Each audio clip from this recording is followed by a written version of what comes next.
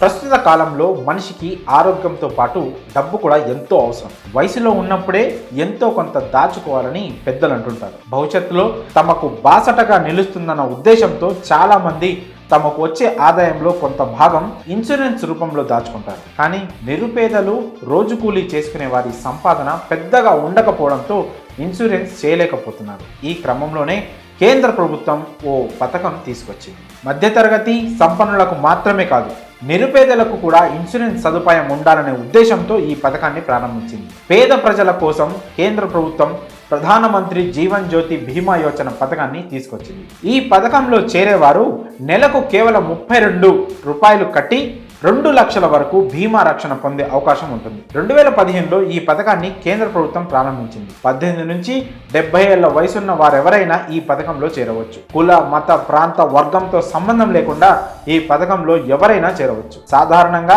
చదువు, ఉద్యోగాలు, వ్యాపారాలు చేసేవారు నిత్యం ప్రయాణం చేస్తూ ఉంటారు.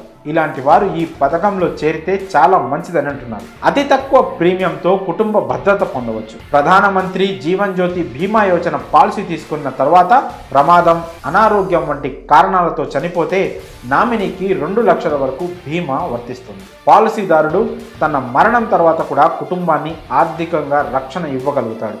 ఒకవేళ ఏదైనా అనుకోని ప్రమాదం వల్ల వైకల్యం ఏర్పడితే 1 లక్ష వరకు క్లెయిమ్ చేసుకునే సదుపాయం ఉంది. ఈ పథకంలో చేరాలంటే పాలసీదారుడికి బ్యాంక్ అకౌంట్ లేదా పోస్ట్ ఆఫీస్ ఖాతా ఉండాలి. ప్రీమియం కోసం ప్రతి ఏడాది 436 రూపాయలు చెల్లిస్తే సరిపోతుంది. 2022కు ముందు ఏడాదికి 330 ఉండగా తర్వాత 426కి పెంచారు. ఈ ప్రీమియం కడితే బీమా కవరేజ్ జూన్ మాసం నుంచి తదుపరి సంవత్సరం మే 30 వరకు చెల్లుబాటులో ఉంటుంది. ఆటో డెబిట్ ద్వారా బ్యాంక్ ఖాతా నుంచి ప్రీమియం అకౌంట్లోకి మారిపోతుంది. జూన్ 1న ఆటోమేటిక్గా సేవింగ్స్ ఖాతా నుంచి డబ్బు కట్ అవుతూ బీమా కోసం డిపాజిట్ అవుతుంది. దీనికి కావాల్సిన డాక్యుమెంట్స్ విషయానికి వస్తే Aadhaar card, pan card, 2 passport size ఫోటోలు, బ్యాంకు లేదా post office passbook, mobile number ఇవ్వాల్సి ఉంటుంది. పాలసీదారుడు మరణిస్తే నామినీకి పాలసీని క్లెయిమ్ చేసుకునే హక్కు లభిస్తుంది. దీనికోసం పాలసీదారు మరణ ధృవీకరణ,